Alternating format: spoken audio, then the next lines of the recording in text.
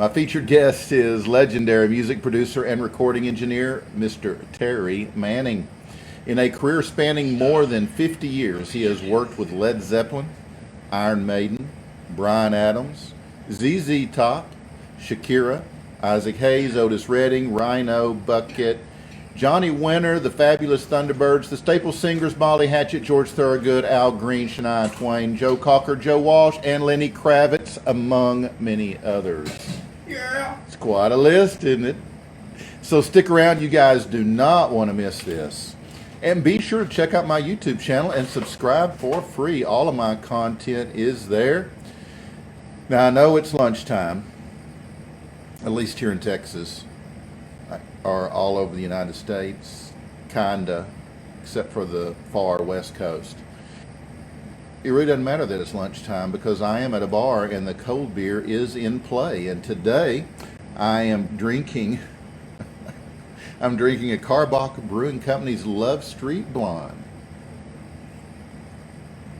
And it is very good. How about let's go to... What's that? That's a swear jar. Every time someone swears, you put a quarter in it. Who gets the money? I don't know. We'll use it to buy something for the office, like a case of Bud Light or something. Fucking awesome. You, Bob. You, Jim. Eric, I have a bag on line 3 for you. Can I borrow your pen? Can I borrow your f***ing pen? Will the owner of a white station wagon please go yourself? We're gonna go down there and we're gonna some ass. We're gonna some. We're gonna do whatever we have to because we're gonna some Poop. Doesn't count. Shut the up! I am so proud of you mother suckers. Here, here. Refreshingly smooth Bud Light. Always work. All right, guys, it is time for some news. Yeah. Whoosh, bum, bum, bum, bum, bum.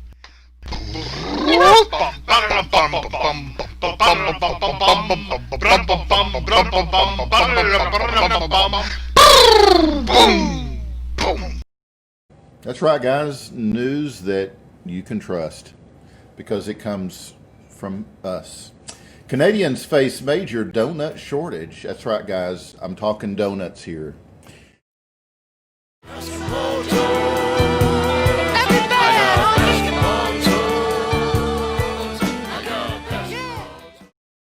Different provinces were forced to close earlier than usual for lack of staff and the shortage of donuts. I like Shipley's myself, but I don't.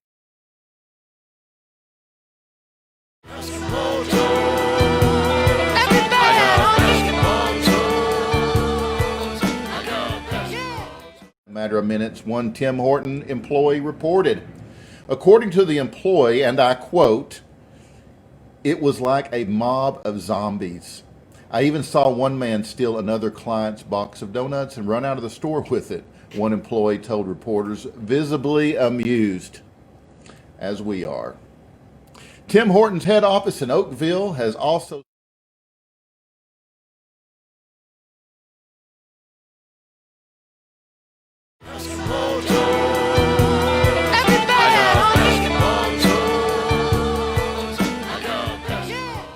areas such as Toronto, Vancouver, and Montreal. Recently, Canada became the first G7 nation and the second country in the entire world after Uruguay to leave.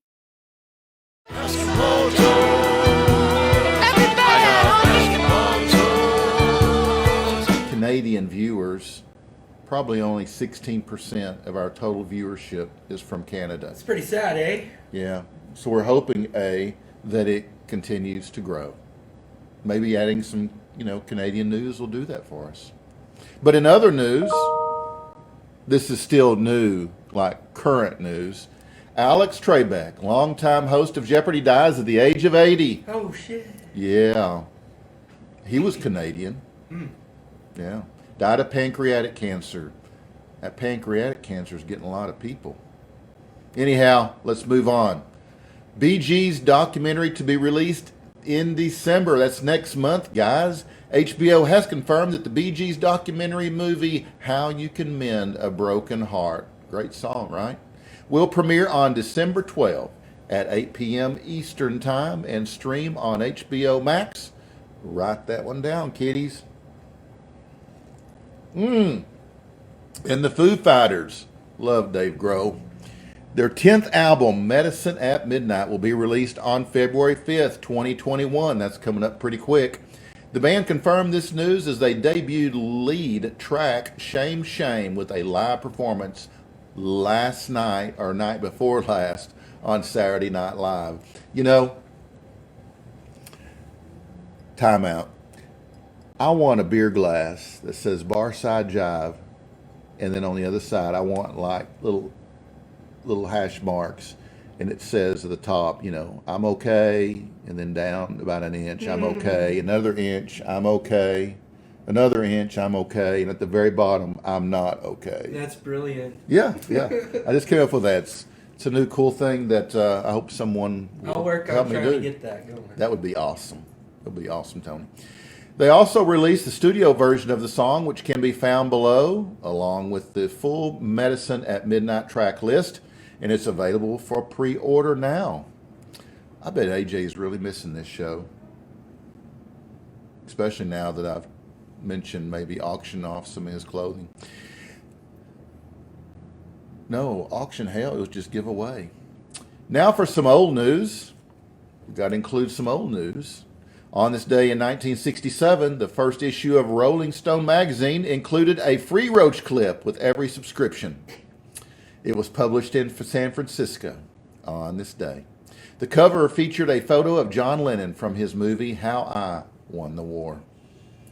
Also, Roger McGuinn fired David Crosby from the Byrds on this day, back in 1967. Of course, David goes on to Crosby, Stills, Nash, and sometimes Young, and does real well, to say the least. Anyhow, on this day in 1974, Randy Bachman, the former lead guitarist for the Guess Who, enjoyed a #1 song with his new band, Bachman Turner Overdrive, BTO. Randy stuttered through the lyrics of You Ain't Seen Nothing Yet on a demo recording as a private joke about his brother Gary, who had a speech impediment. The record company liked that take a little better than the non-stammering version and released it. The song not only gave the band their third U.S. Top 30 hit and a #2 in the U.K., Gary Bachman actually stopped stuttering. Very cool. Very cool. The love between brothers. Well, guys, that's it for the old news, and of course, that's it for the new news. So now we're going to do our PSA on social distancing. So I know you guys are all like wearing your mask and social distancing from each other to stop the spread of the this coronavirus, right? So we've got a video that will show you the distance that you really need to maintain. Here we go. What's your name? What? What is your name? Tony! Fuck you, Tony! What's your name? Ezekiel! Fuck you, Ezekiel! Fuck you! Fuck you! Ezekiel! Oh, I love that PSA. Anyway, I hope you guys are wearing your mask and doing your social distancing, and I hope that shit goes away quick, because I'm like tired of it. All right, guys. Hey, we got a small problem. Small Let's problem. knock this out real fast. Small problem.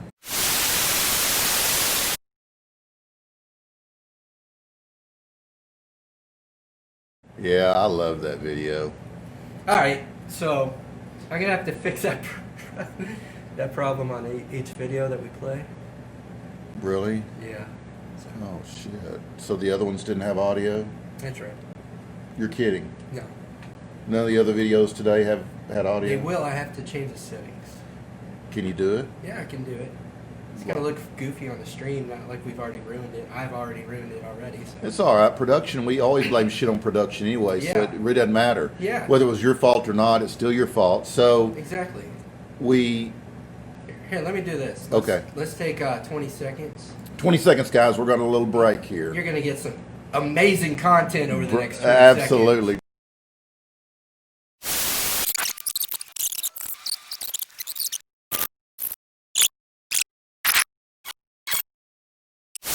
I hope you guys have realized by now that this isn't a traditional show. You'll find nothing else out there like this. But we are going to do sports now.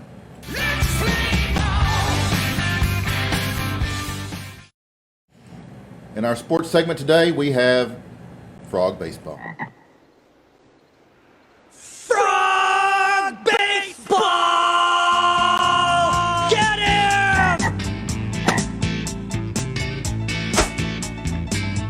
Strike one. Strike two. Strike three. Ah! Ball.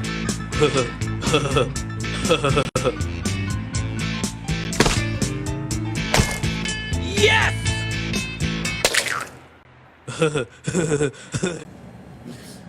Well, that was sports. Now, it's time for a little weather action.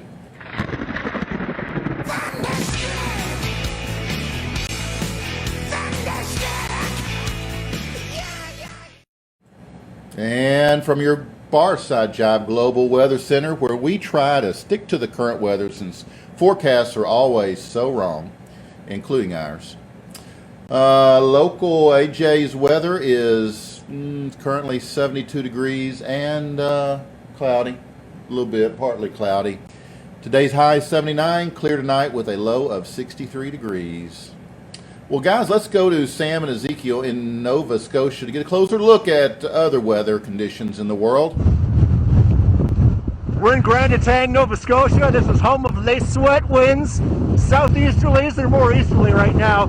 Gusting about 170 kilometers per hour. You can't quite look the wind in the face because your face gets sandblasted. Oh. So this is a big problem. This is why we are very well done up right now. Whoa.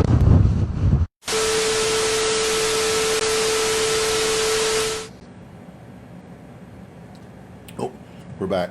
Thanks, Sam and Ezekiel. And that's your global weather from your Barside Jive meteorologists, kinda. Here at Barside Jive, our weather is brought to you by... I've run some more tests, Mr. Davis, and I think I've diagnosed your condition. It seems that whenever you see Doritos, your nervous system gets overexcited and simply shuts down.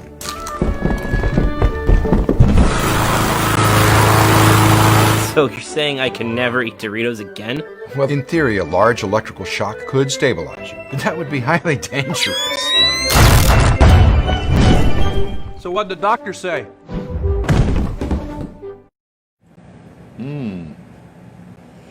That'll bring us up to our featured guest segment, guys.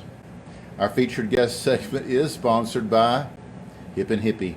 Hip and Hippie is a planet-loving company known for its high-quality, earth-friendly, 100% recyclable candle line and those natural body care products.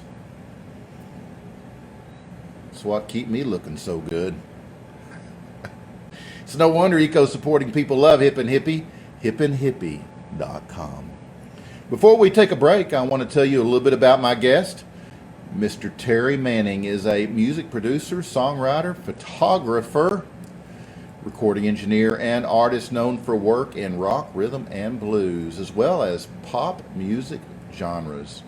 He began in the music industry in my home state of El Paso, Texas, where he played guitar and sang with several local bands, notably the Wild Ones. And on a couple of occasions, he even sat in with his friend Bobby Fuller. Upon leaving El Paso, he moved to Memphis, Tennessee, where he worked for years at both Stax Records and Ardent Studios as an engineer and producer, recording and mixing such artists as Isaac Hayes, Ike and Tina Turner as well, Booker T and the MGs, Eddie Floyd, Al Green, Otis Redding, the Box Tops, Percy Sledge, Leon Russell, Ronnie Millsap, and many, many others. Manning was a principal part of Stax owner at Al Bell's production team, That's right, guys. Al Bell's production team for the Staple Singers, responsible for such records as Respect Yourself, I'll Take You There, and Heavy Makes You Happy. In 1970, Manning licensed release of his own solo album, Home Sweet Home, on Stax's Enterprise label. Later working as an independent, Manning produced or engineered recordings by none other than Joe Cocker, James Taylor, Leon Russell, Led Zeppelin, ZZ Top, Jason and the Scorchers, George Thorogood and the Destroyers, Joe Walsh, Johnny Winter, the Fabulous Thunderbirds, Molly Hatchet, Lenny Kravitz, Jimmy Buffett, Shakira, Shania Twain, Bryan Adams, as well as many, many others. The list goes on. In the mid-1980s, Manning moved to London and worked for a year out of Abbey Road Studios. As a photographer, Manning began with black and white in the mid-1960s, capturing street scenes and topics of his interest. Musically, he also photographed Chuck Berry, Terry Reid, Steppenwolf, Janis Joplin, Jimi Hendrix, Dusty Springfield, Procol Harum, and many other musical artists of the rock period as both an independent and as a writer-photographer for New Musical Express. Manning was one of the last to photograph his acquaintance, Dr. Martin Luther King Jr., on the day before his tragic assassination. In 1992,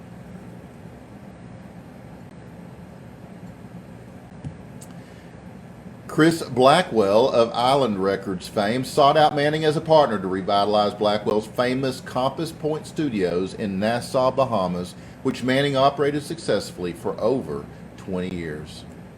Manning's newest music as an artist are the ECR Music Group, Lucky 7 Records releases of Manning's newest 2019 live album, Playin' in Elvis's House, 2015's Heaven Knows, an emotional look into human emotion, and West Texas Skyline, a tribute to Bobby Fuller, released in October of 2013. Well, I'll be right back after a short break.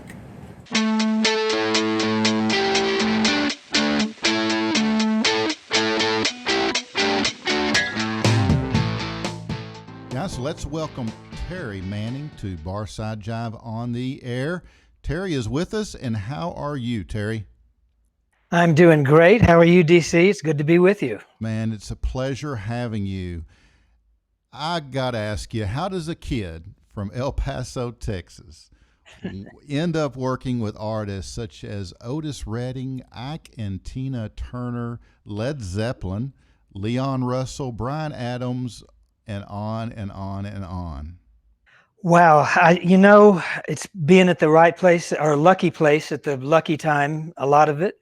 Of course, I worked hard, and I always tried to do good work and be places and be the first one there and everything. But what a journey. I literally did start in El Paso, Texas, as a mid-teenager in junior high school. What really got me going, I went to see, we had a school dance, a class dance, sixth grade? No, eighth grade, seventh grade homeroom dance at Bassett Junior High School in El Paso. And we went to this party, and the band they had hired was Bobby Fuller, who a few years later was the Bobby Fuller 4 with #1 in the world records, I Fought the Law, and some others. Wow. But it was the first time I saw a band live ever. And I was just, oh my God, I like this. This is good. So I actually went up to, in the middle, when he finished a set, I went up at the end of the set as they took a break and said, hey, Mr. Fuller, I've got a guitar at home and I love to play and I love music and you've really inspired me here. Do you think I could sit in with you?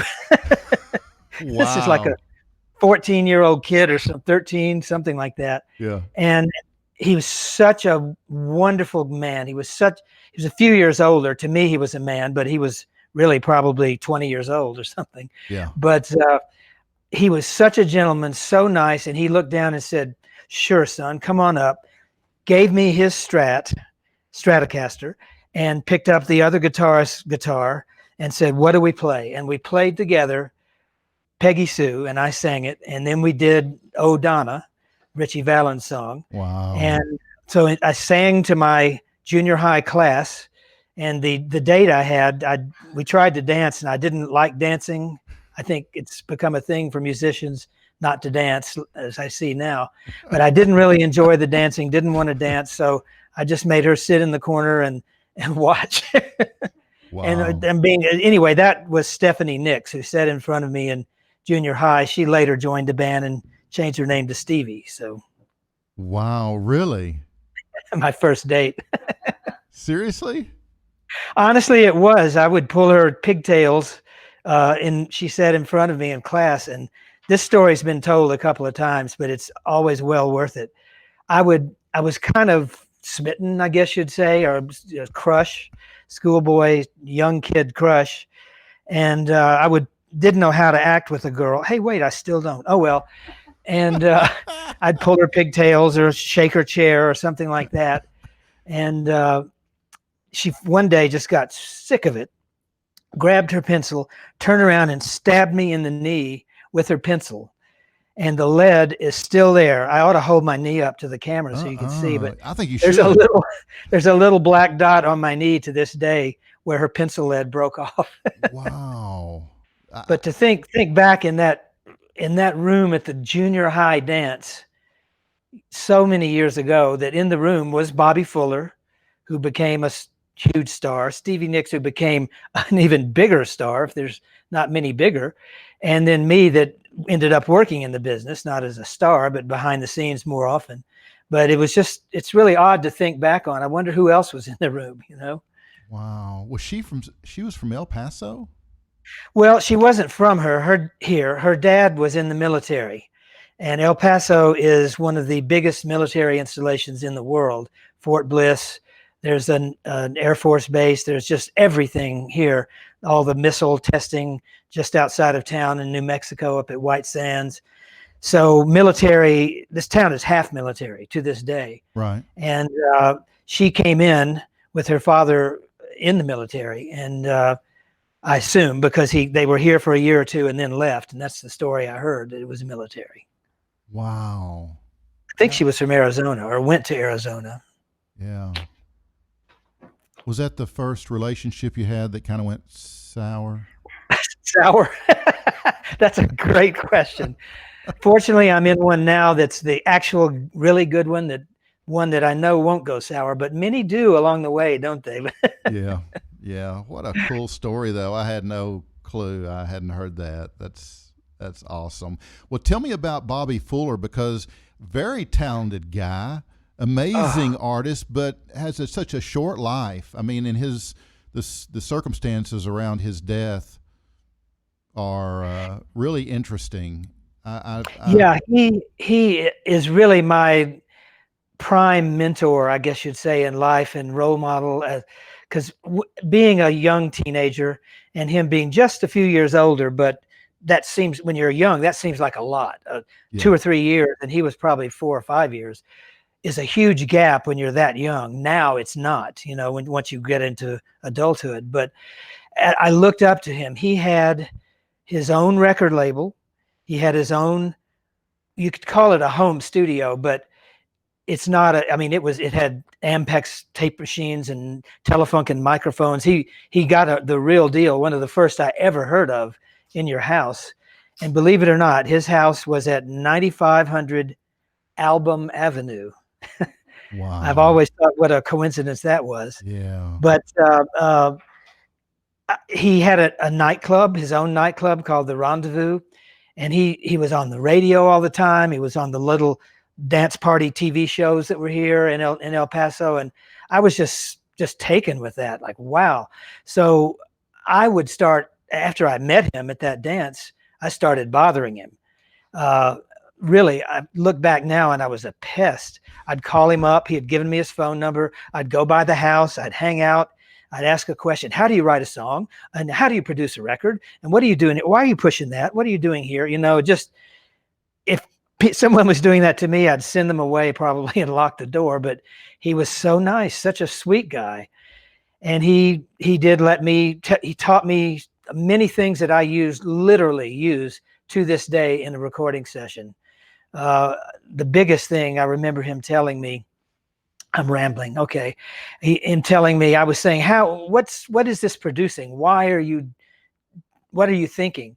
And he said, the important thing to me is to focus on the details and get each one of them right, but never lose sight of the big picture.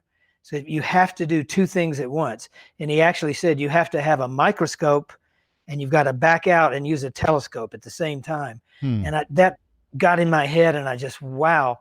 And I do think of that in every session of, because you can get hung up on details, as I'm sure you know.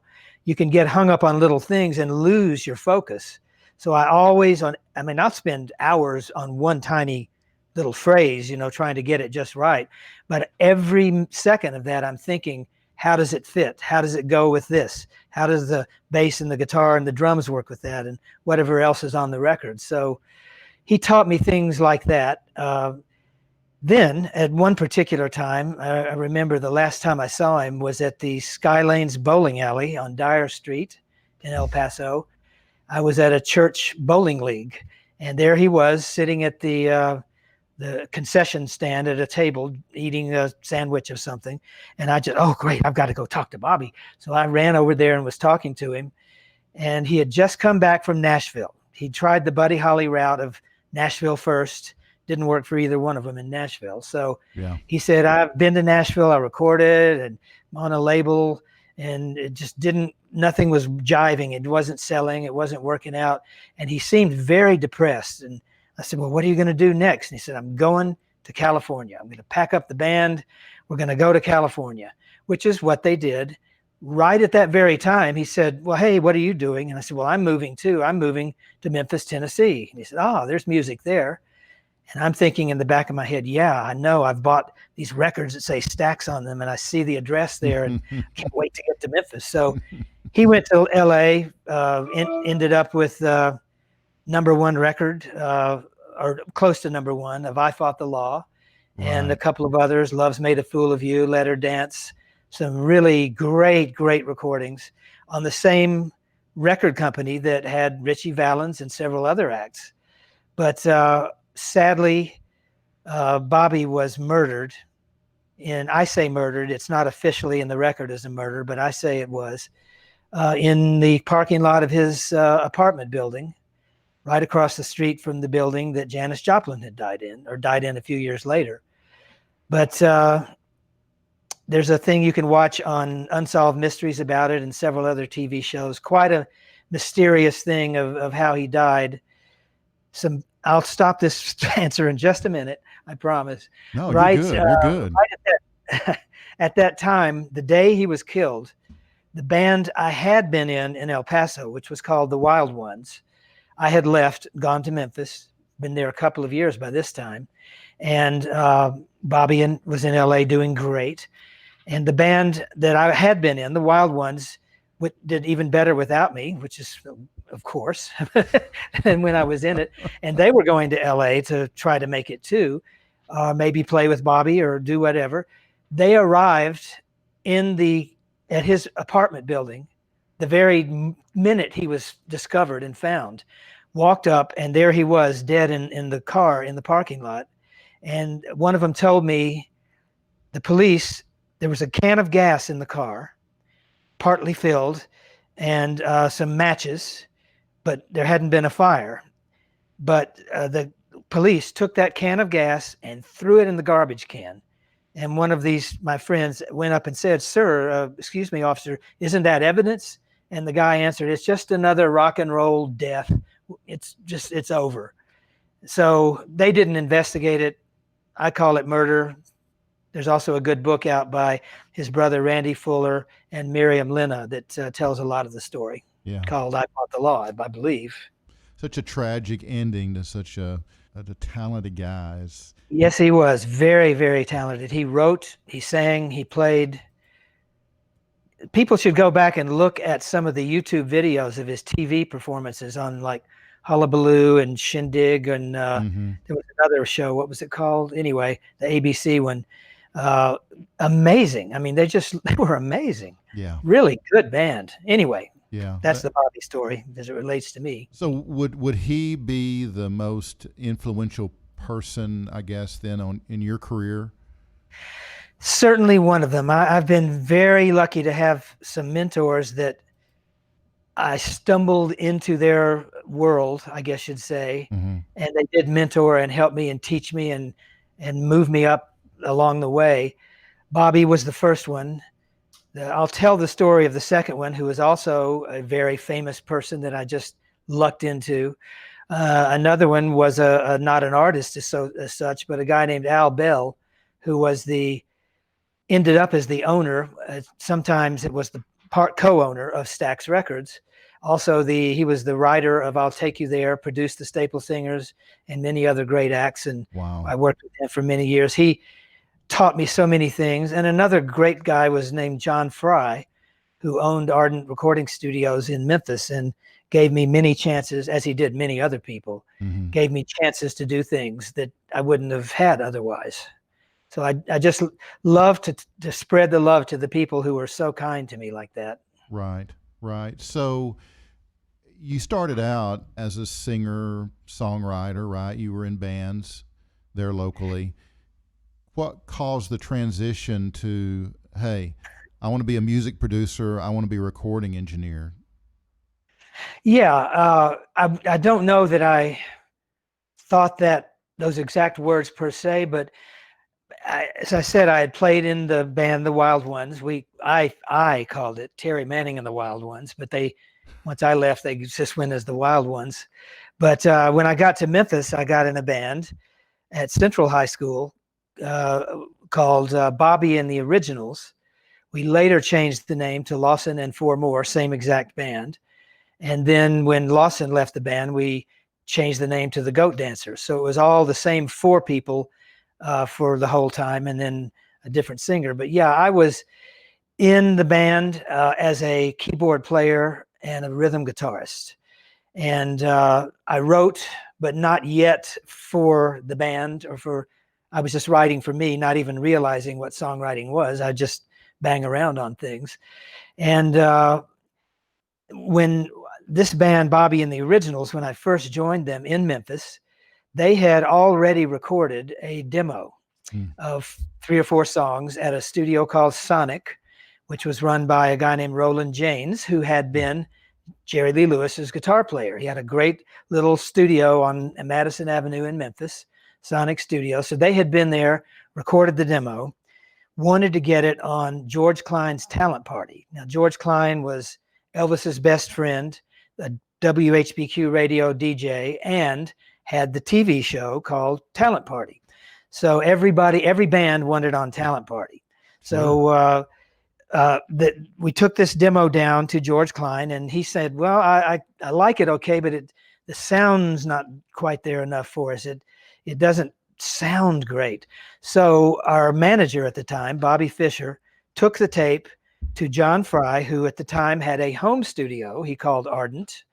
And again, a home studio with Ampexes and Neumann microphones and really good things. Right. Real home studio. And what I didn't know at the time, but he mastered it. That's what we'd call it today. But he equalized it, compressed it, got the sound up and pumping and popping and sounding good. And indeed, the band got on Talent Party. Well, watching John turn the knobs and do things, and having seen Bobby Fuller do those things too, was just, boy, this is fun. And my dad had always had tape recorders around. He was on the radio. He was a minister, but had a religious show occasionally doing talking and prayers and things. So I was used to running equipment. And so I just started hanging out in the control room, and it sort of just morphed as time went on. We left John's home studio. He put in a real for rent public studio with now great big console, Spectrasonics console, Studer machine, Scully machines. And we went 4-track, the first studio with 4-track in Memphis. I was concurrently working at Stax Records at the same time. And that's another story, whole story. I guess I should get to that story. Should I just keep talking? Yeah, there's a lot of stories there, Terry, but keep going. You're on a road. Well, what happened when I got to Memphis and was in Central High School, I decided I'm going to find this Stax record place because I had bought Walking the Dog by Rufus Thomas and Last Night by the Marquis, and they all said Memphis on the label, and I wanted to go find this place. So I took my Telecaster guitar to school one day, kept it in my locker, locked safely, and after school, instead of taking the bus in one direction home, I took it in the other direction and went down, got off on Macklemore Avenue, which is what Stax was on, and walked the rest of the way, rang the front bell at Stax. A woman at the time was on the front desk named Deanie Parker. And Deanie, I owe her a lot too, because she opened the door, smiled, and let me in and said, well, little guy, little kid, whatever, what are you doing here? And I proudly said I had come to work. I was going to play guitar and I could sing, and I was going to run the console and do anything they needed. I was there to work. And she laughed and was very polite and talked to me for just a few minutes and then said, well, give us your phone number and maybe we'll call you someday or something. You're a little young now. I was just about to walk out and a guy walked in the room, and he was very tall and I thought distinguished and handsome, good looking, big guy, and I thought, ooh, he's somebody. And he looked down and said, hey kid, what you got in that guitar case? And I said, it's a Telecaster, sir. He said, well, let me have a look at it. So he opened it up, and this is the other big mentor I was going to mention. He opened it up and said, well, I play a Telecaster. I said, you play it here in the studio? Yes. And he introduced himself as Steve Cropper. So I just became friends right there with Steve. Again, I told him at 15 years old what I was there to do, and he laughed and said, can you run a tape recorder? And I said, sure. I always answer yes, by the way. If anyone asks you if you can do anything, answer yes. Go home that night and learn how to do it. Right. So, but I could run a tape recorder. So he took me back, and I would actually go back to the Stax Records tape copying room after class, after school job of copying tapes, safety copies and things, demos, things that they would send out. And then one day, someone came running down the hall. It was late evening. I was about to go home, and said, hey, can you run the console? And I had never operated it in the studio. We're talking about the big studio room where Otis Redding, Sam and Dave, Isaac Hayes, so many people recorded. Booker T, good God. In the studio, one of the great studio temples of the world. But I had been going down whenever I could and looking in out through the door and watching what they were doing and thinking I was figuring it out. So I said, sure. And I ran because somebody hadn't shown up for an engineer for a session. So I went down and just pushed a few buttons, and finally a sound came out, and he said, oh, good, roll tape. And I reached around and hit record and play, and the tape moved, and I was making a recording. So that plus being at Ardent with John Fry, and I was an actual employee there, the first employee of Ardent Studio, doing those things at the same time, around the clock almost, just led to amazing schooling of seeing great engineers like John, Ron Capone, Dave Purple, Steve Cropper himself. He was a very good engineer. The founder of Stax, Jim Stewart, engineered many big hits, and just watching them, learning from them. What a school. I just can't believe how fortunate I was to just be there and be lucky. Yeah. And they paid you to do that. I know. Something you love and you want to do, and you get a paycheck. It wasn't much, but yeah. Right, right. Guys, you are watching Barside Jive, and we are on the air with the legendary music producer and recording engineer, Terry Manning. Terry, tell me, I mean, you have worked with the greats. I mean, the list is long. Tell me about some of the most memorable projects that you've been involved in. Wow, it's so hard to pick them out. I will say this, 95+% of everyone I've ever worked with was such a joy, such a pleasure. a treasure to be around such people and be with them. Some do stand out, so I don't want to minimize, and say and neglect others, but sometimes you just really have a special feeling. I'd say one of them for sure was working with Al Bell and the Staple Singers. Al took the Staple Singers, well, actually just Mavis Staples a couple of times, down to Muscle Shoals, and I tagged along since I was sort of Al Bell's right-hand guy at the time. I tagged along down, but when you go to another studio, you don't go in as the engineer or something. They run their show. So I was really just watching and being there if needed. And we tracked first Respect Yourself off the first album, first pop album that we did. A lot of great stuff. We would bring the tracks back to Ardent Studio on National Street in Memphis, and then the party began, because Mavis Staples is such a wonderful person. There is not a minute I've spent so much time around here, not a single minute is she not smiling, laughing, and just loving life. Such a great, great person. And all of them were Pop Staples, and then Yvonne and Cleotha and Purvis when we first got started. The whole Staples family as the Staples Singers. Right. It was just fun. They would bring in food and have a party, and everybody drinking, not alcohol, but just drinking sodas and drinks and waters, and eating chicken and pizzas and whatever, and just laughing and telling stories and having fun while you're working and making music. And that's the kind of thing I love so much, when you can enjoy it and just realize you're not just there strictly as a business.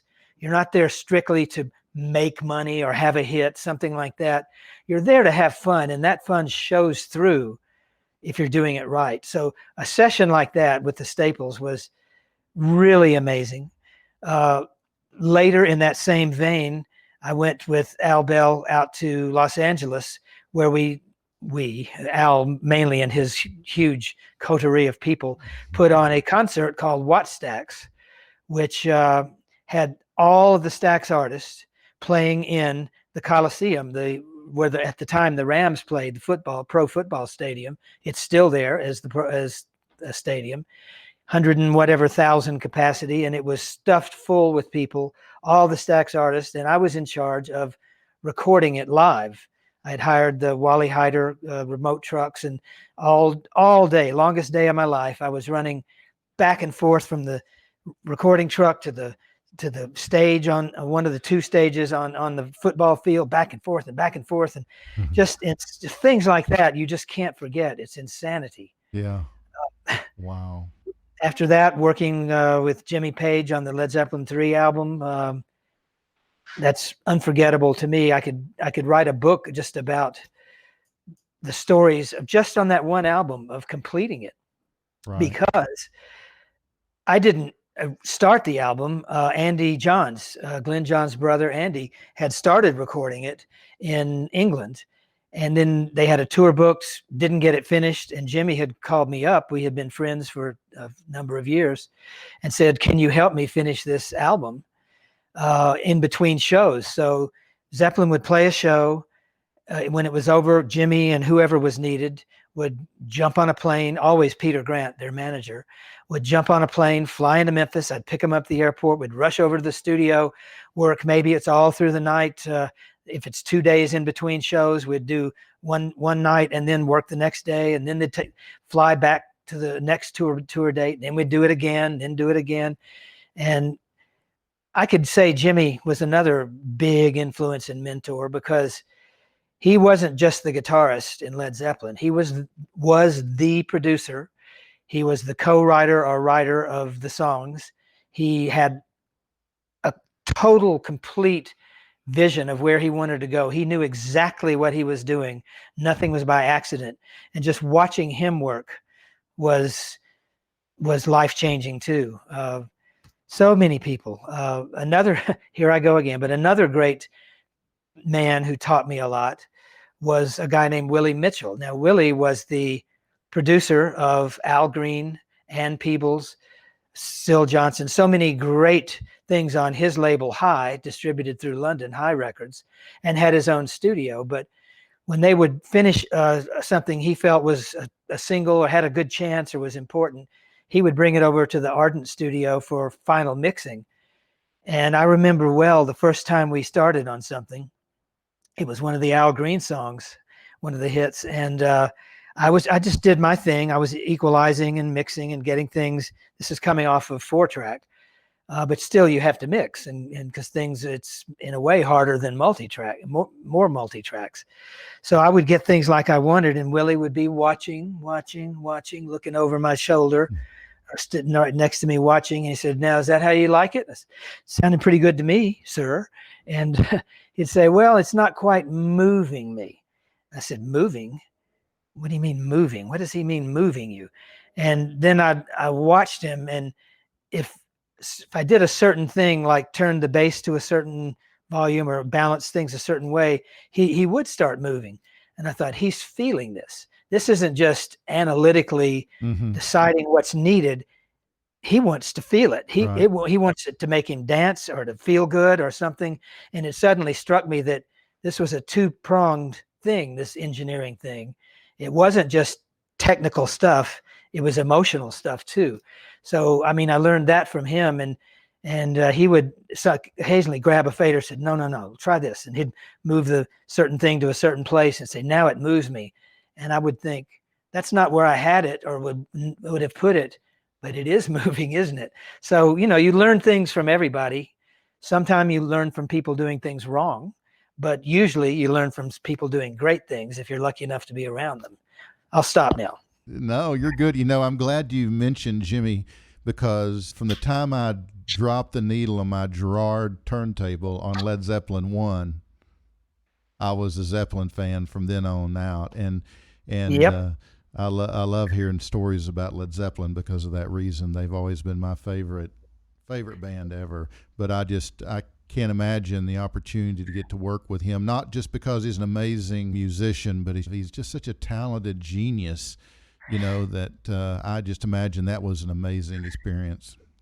Oh, it's so amazing. If you hadn't used the word genius, I was about to, because Jimmy really, truly is not just a musical genius, but a philosophical genius too. He's one of the most intelligent people I've ever met. And I've met a lot of them. Billy Gibbons is another just brilliant mind, could have been a nuclear physicist or a philosopher or something too. But Jimmy was like that, just stunning, really. And when you were actually around him back then, when he's not on stage, he was not meek, but he was quiet. He was not powerful or, you know, loud and obnoxious or anything like that. Just a refined, gentlemanly, intelligent guy. Of course, then you see him on stage and he's strutting around and whacking the guitar and hitting it with a bow, and you think he's a madman. But there are two sides to all of these super intelligent, super creative star people. Yeah, they're more than just what you see. They know what they're doing. Yeah, I forgot to mention that Jimmy's quite the showman. Oh yeah, and I know when you said that first. I came right into my head. Now I was already a friend of Jimmy's when Led Zeppelin began, but I know exactly what you mean. The Yardbirds, because you did some work with the Yardbirds, right? Well, our band did a show with the Yardbirds. Oh, okay, that's what it was. Yeah, our band Lawson and Four More did a show. It was called. It's so funny to say it, but it was called Dick Clark's Caravan of Stars. Now, we weren't on the Caravan, and we certainly weren't stars, but they needed opening acts in various markets to do, you know, to start the shows off in the afternoons and late afternoons before the stars came on. Well, I was so excited. Everyone in our band was, because we were all huge Yardbirds fans. Oh, yeah. And we were going to play and meet the Yardbirds. So I went back to other Yardbird tours after that, where we weren't playing, just because I could, and I would hang out with Jimmy and talk. And then one time he rode back with me from Murray, Kentucky. They had been playing at Murray State University, and he rode back overnight to Memphis, Tennessee with me. got in very late, 2 o'clock in the morning, 3 o'clock or something.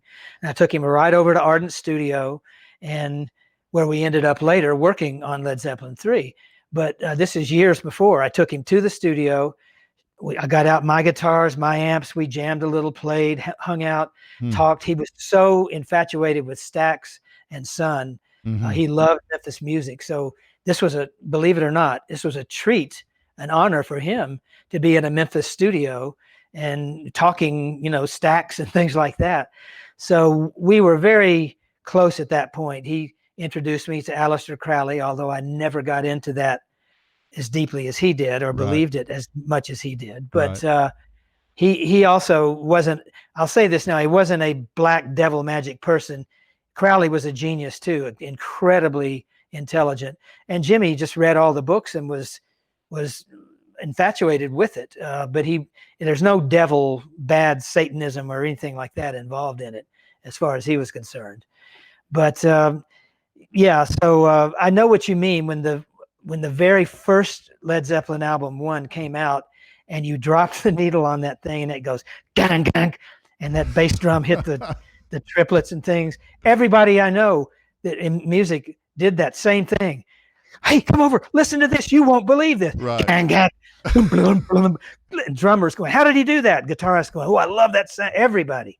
It changed rock music in 10 seconds for millions of people. Yeah. Oh, yeah. Yeah. I mean, even my 27-year-old, 26-year-old, he's a huge Zeppelin fan. My son is near that same age as too. Loves it. Yeah, and that's something. It's just it's going to last through the ages, I hope. But great music, and I'm just really curious. Your bio is like, dang, how wonderful to get to experience all those things in your life. But what was it like working in the most famous recording studio in the world? And I'm talking about Abbey Road Studios. Oh, yes, I knew that's what it would be. In fact, I jokingly, when I later took over Compass Point Studios, another famous studio place, but I made a motto. Talk about it in a minute. I said, Compass Point is the greatest studio in the world without Abbey in its name. Yeah. So yeah. Abbey Road was incredible. God, I mean, I was such a Beatles fan, and I just couldn't wait when I got a chance to record in England. They said, where do you want to record? And I immediately said, Abbey Road. Where else? That's where I want to go. Yeah. So I did several albums for a full year. I was resident there. Wow. And did several albums in there. And I just couldn't wait. And I would go into those rooms and just smell the walls. And yeah, just incredible to think. Not only the Beatles, but Abbey Road was the first purpose-built recording studio in the world. Before that, people recorded in churches or in halls or in hotel rooms, or there wasn't a place that every day was a recording studio and at night it changed into something else. That was the first, and that was, I believe, 1937 or 8 or around in there. I don't remember the exact date, but the first session there was when they recorded the original version of Pomp and Circumstance with the London Symphony Orchestra. Wow. So just, I mean, what a place. Yeah. The history is incredible. I would go, I hate to say this now because it probably was somewhat illegal, but I was always the first person to get there for my sessions. Uh-huh. I learned that from another mentor, Mutt Lang, but I learned it from other people too. But you got to get there first, and you got to be the last one to leave. That's what you do. So many, many nights, late at night, all the other sessions had finished. My band had left. I was just there finishing up. Everyone was gone except the night guard, a guy in a little booth right at the front entrance. And he at night would fall asleep, just snooze there. So I was all alone in this place. So I would literally search and go through every inch of that building over and over and just look in every room possible. And there were on the third floor, there were filing cabinets in the hallways, great big, because they ran out of room in offices. So the filing cabinets just lined the hallways. I would go open those cabinets up and just look in the drawers. They were session notes, copies of sessions. Sir Winston Churchill had files when he'd do go in and record things for the Allied troops during the war. Wow.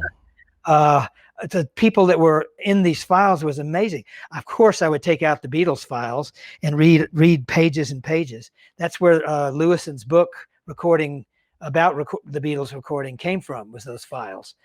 And they did it. It was like the Army. They did everything in triplicate. It would 3:30. Mr. McCartney ordered a tuna sandwich or fish and chips or whatever. It had every note of every session. Wow. So I just, as a fan, I'm a music fan. I'm just lucky to work in it, but I'm a fan. Yeah. So I would just learn everything I could about everybody.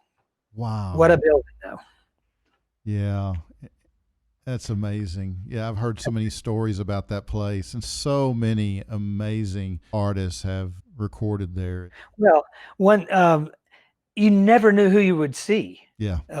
Walking down the halls. Yeah. One day I went in the toilet and just standing there in the stall doing my thing, and here comes somebody to the next stall standing there. I looked up and it was Cliff Richard. Oh my God, I'm peeing next to Cliff Richard. Wow. Yeah, that had to be an amazing experience. And I didn't look, by the way. Oh, come on now, Terry. You look just a little bit. You You had to know who it was.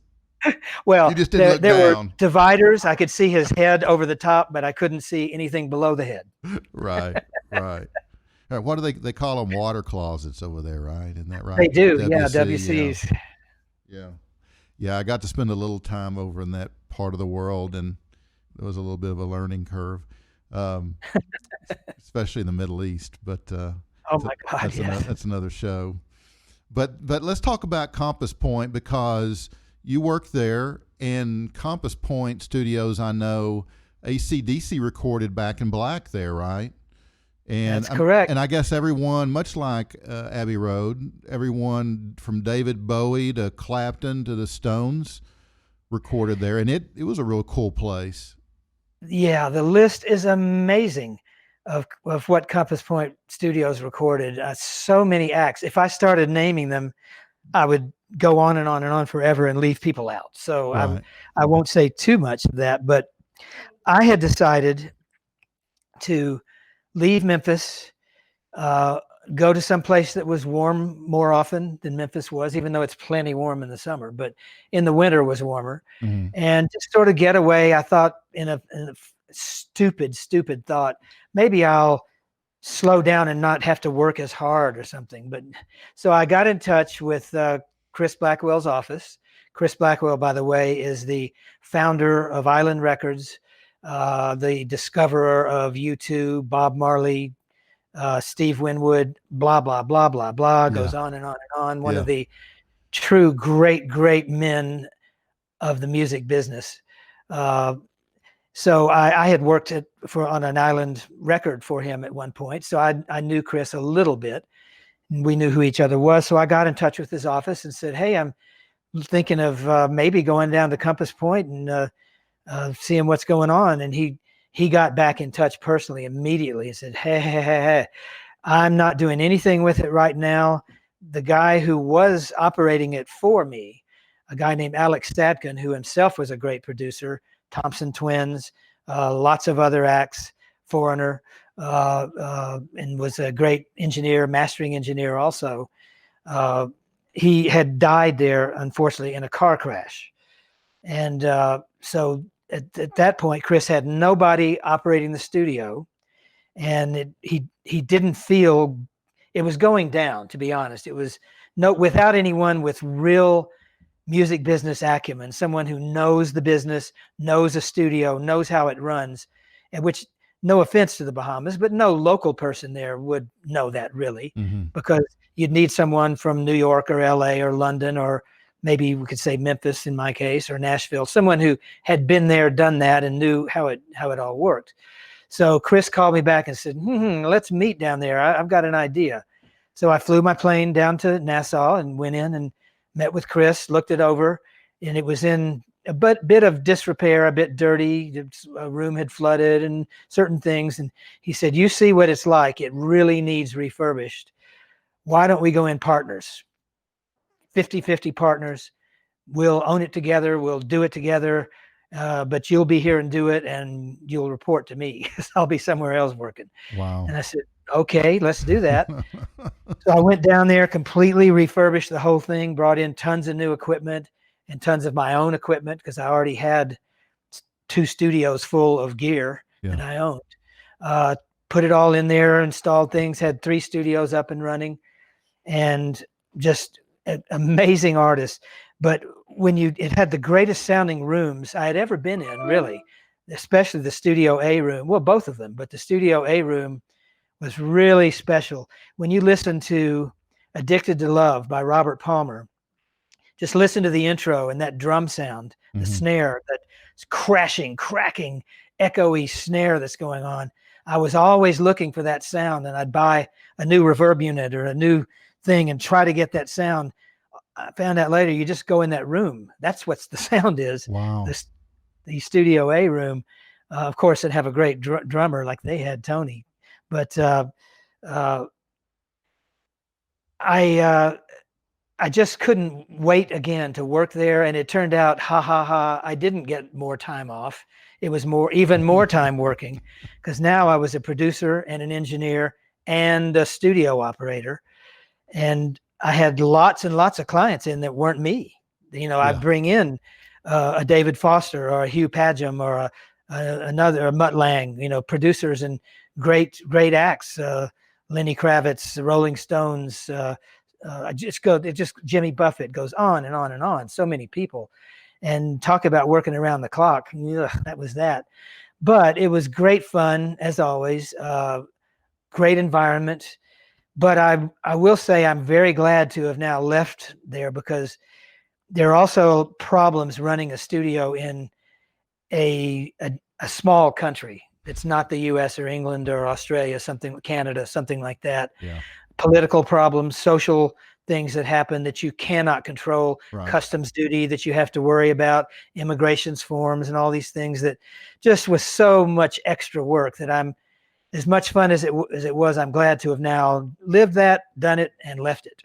How was it working with the Stones? I didn't personally work on the Stones sessions. The particular one I was thinking of, other people were doing the work on it, but I would, hear it down the hall and be around and poke my head in. And but I didn't myself physically work on a Rolling Stones record. Yeah. Did you? Did you have any contact with any of those guys? Well, a fun little anecdote of one thing going on. One of their road crew decided one day that he was going to, he was a married guy from England. He decided he had met this girl in a bar downtown, and he decided he would take her out on a boat ride. So he went out and rented a boat, just a 2-person motorboat, outboard motor, and went out in the ocean, got out of sight of land, which is not recommended if you don't know exactly what you're doing, and the motor quit. They couldn't get it started. Well, they go in for the session the next day, the Stones do. Well, where's so-and-so? He's not here. Well, I don't know. I think he was going out on a boat ride. Uh-oh, where is he? So it turned into Coast Guard search, airplanes, helicopters, people in boats all searching for this guy out there. 2 or 3 days he's missing. His wife flies in from England. Oh, my husband's missing. Well, unfortunately for him, he got found. Because he was out on a boat with another girl. But she had actually saved his life. I heard the story. She had caught a fish in her hands and squeezed water out of the fish and into their mouths to keep them going alive in this hot sun and everything. But funny things happened in sessions down there. Yeah, I bet so. Yeah. Wow. Guys, you are still watching Barside Jive, and we are on the air with legendary music producer and recording engineer Terry Manning. Terry, you've got so many great stories and so many people I'd love to ask you about, but there's only 60 minutes in an hour, unfortunately. I want to talk a little bit about, I know you're such a talented guy. I guess you're a pilot. you an artist, you're a singer-songwriter, you musician, multi-instrumentalist, but you're a photographer. And you have photographed some greats, including Janis Joplin, Jimi Hendrix, Chuck Berry, and one of the bands that I first heard on the radio when I was a young guy, Steppenwolf. Just to name a few. Yeah. Well, yeah, photography is my other love, not counting my wife, of course, meaning, and kids, just meaning the love of things you do. Right. Music and photography, I would say it's equal. It's hard to pick one. Yeah. And I know that sounds crazy if I've been lucky enough to work with Zeppelin and ZZ Top and Lenny Kravitz and so many great artists that I happen to be around. It sounds crazy to say you love something else too, but photography is, it is what I do really. And I've done it as long as music, from the 60s until this very day. I'm working on things every day photographically. I've had exhibits in museums and galleries. Started that in 2015. It's funny because I've done it my whole life, and I used to literally work for newspapers and magazines as a photojournalist. Had several things in New Musical Express out of London, stories on different artists, and Steppenwolf was one of them. Terry Reid, Dusty Springfield, Chuck Berry, lots of things that I photographed and wrote about as a photojournalist. And I would shoot for bands, do album covers and things. And I had several of my photographs that would be an album cover or the inside of an album or in the ad for a group or something like that. So it's been my vocation as much as music for that long. But for years, when you start doing music, you start earning money from it. You're in a session, and that starts paying the rent, making the money. You do that. Right. So I wasn't for a while. I sort of did less photography commercially for money, and more music because more money was coming in. Right. So the photographs I love they call them art photographs. You're an artist when you're photographing something that you see, that you like, that you want to immortalize and hope other people see and like it would be a painting, something like that, not a portrait of a person necessarily. But I would do those always. And finally, 2015, I had a guy at MIT trying to get me to dig out the photographs because he had seen one of my pictures of Dusty Springfield in a magazine. Some of my pictures of Dr. Martin Luther King had been certain places. People had seen them, and he said, "You've got to have more. Come on, you've got to have more." Finally, in 2015, he called me and said, "Well, if you're not going to do anything, I'm out. We're never going to do it." I said, "Oh, wait. Let's do it. So I got out the boxes of negatives, got out the prints, the old things I had done, put together and started doing gallery shows in galleries and museums, which was really wonderfully fulfilling to me, just on a personal artistic level.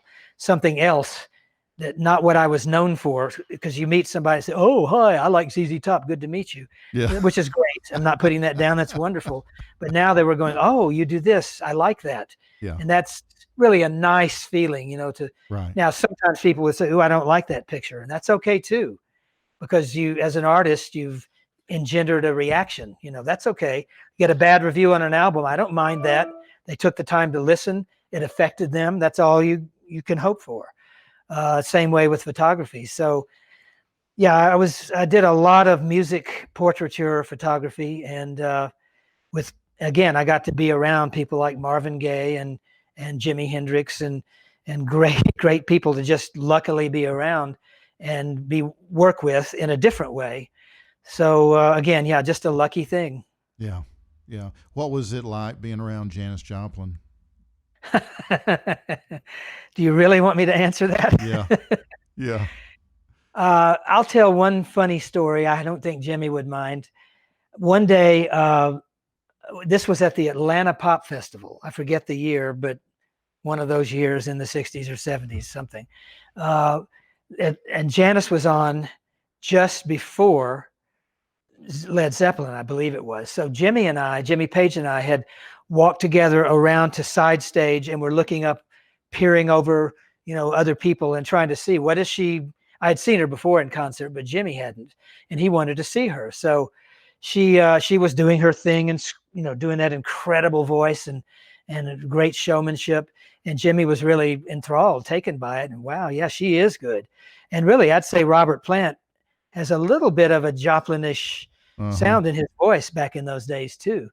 So anyway, we get back in the trailer after Zeppelin had played. We go back. They had these house trailers set up backstage for each artist had their own trailer. And Jimmy and John Bonham was sitting right next to me, and I forget who else. So probably the whole band was in there. It had a table of snacks and drinks and things, and we're just sitting there talking. And all of a sudden, the door of this, now it's a metal building, a house trailer thing.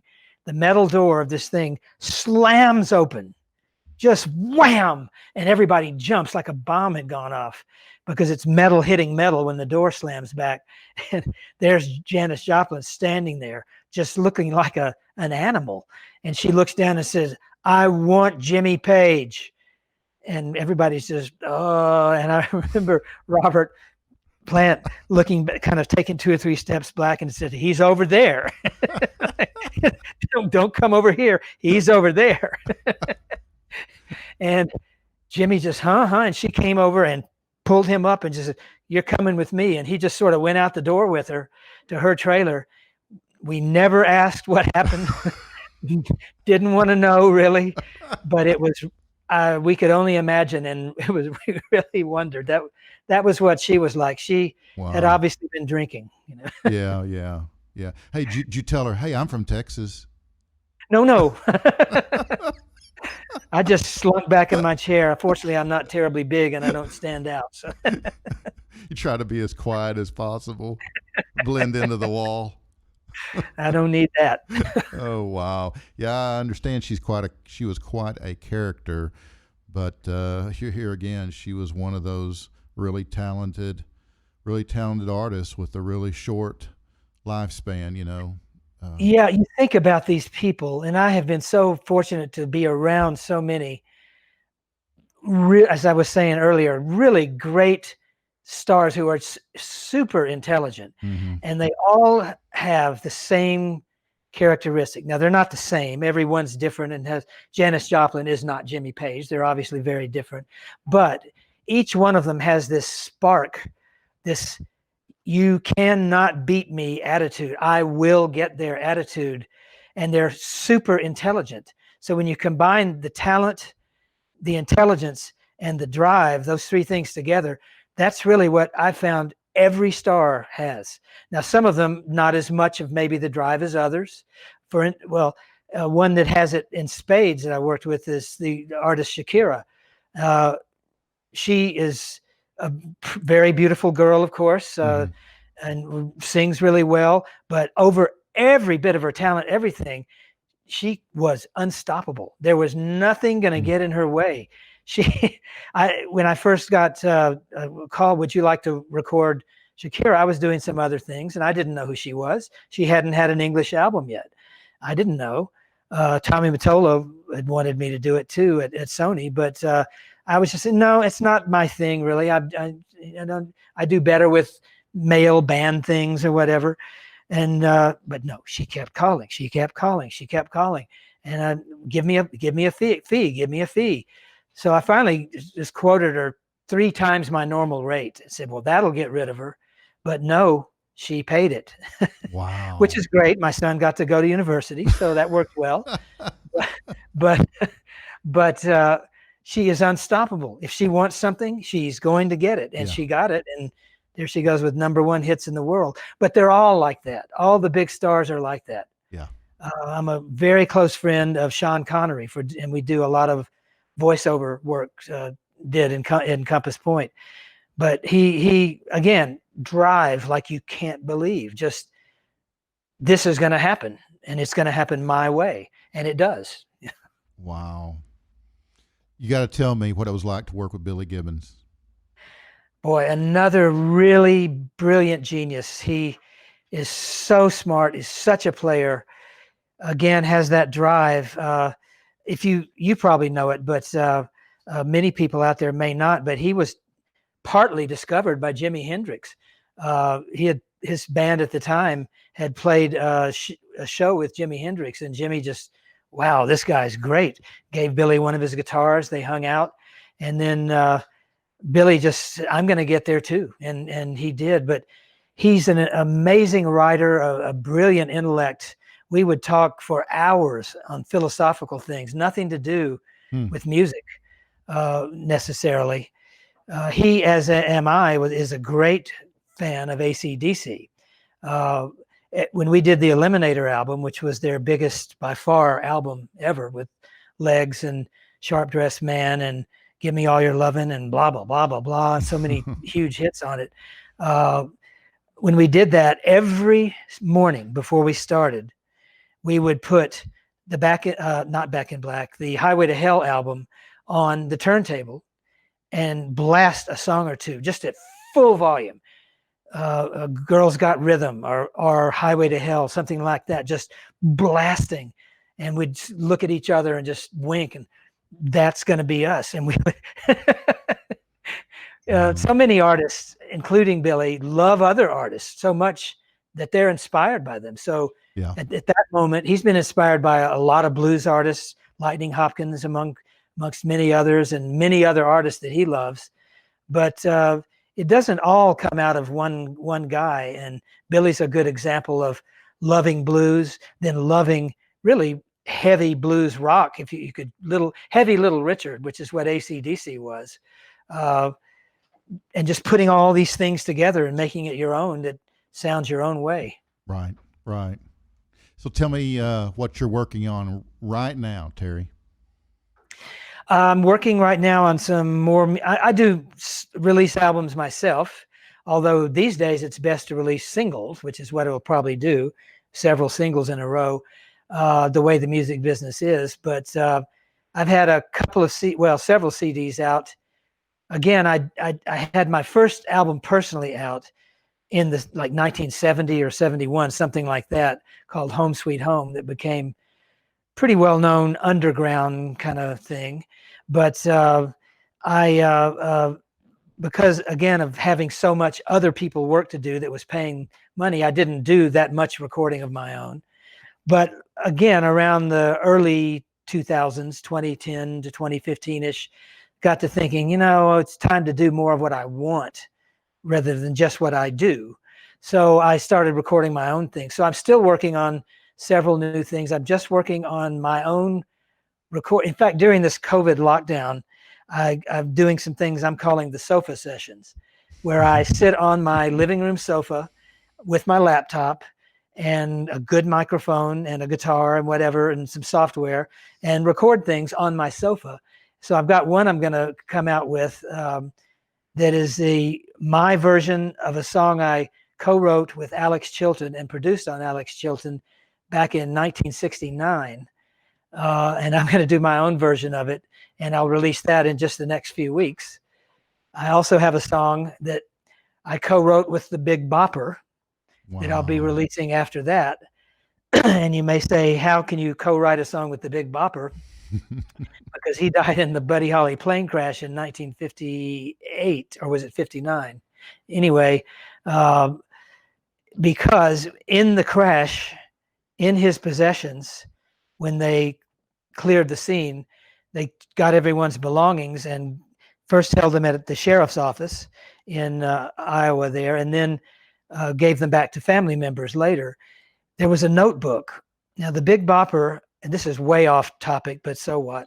The Big Bopper, as some people know and others may not, was a brilliant songwriter.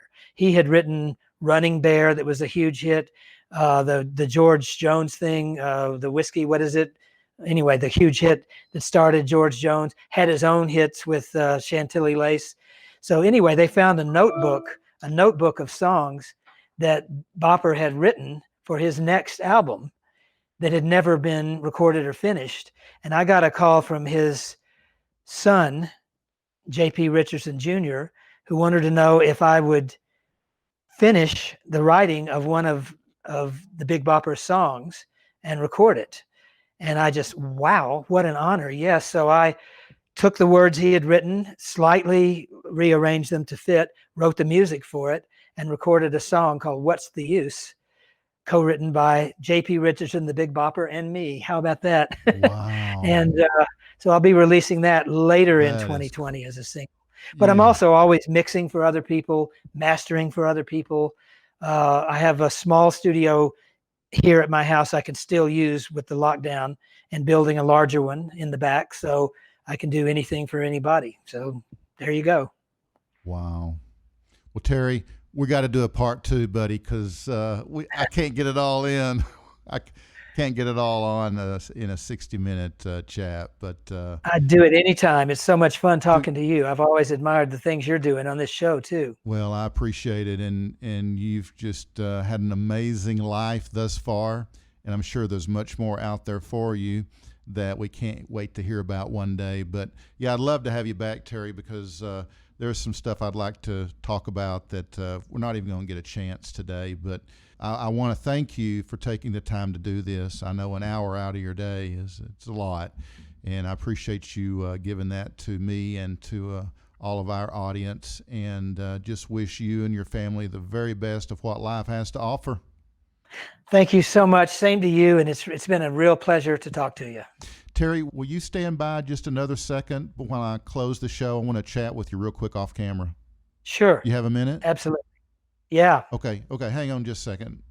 Okay, Sure. guys, that was Terry Manning, legendary music producer, recording engineer, singer, songwriter, pilot, photographer, just a little bit of everything. And we're so glad to have him on this evening. And we're glad you could be a part of what we're doing here. Hope you enjoyed the show. We do appreciate your support of what we're doing here, and hope you'll share us with your friends and followers. And until next time, be kind to one another. Keep it real. Keep on rocking. See you next Monday.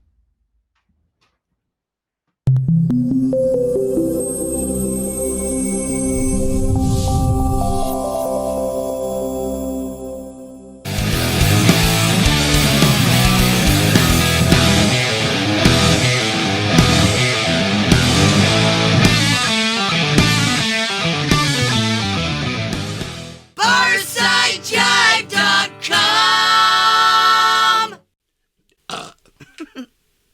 The zoo gives you rock for the senses. Lows that evolve into highs that pierce. Feel the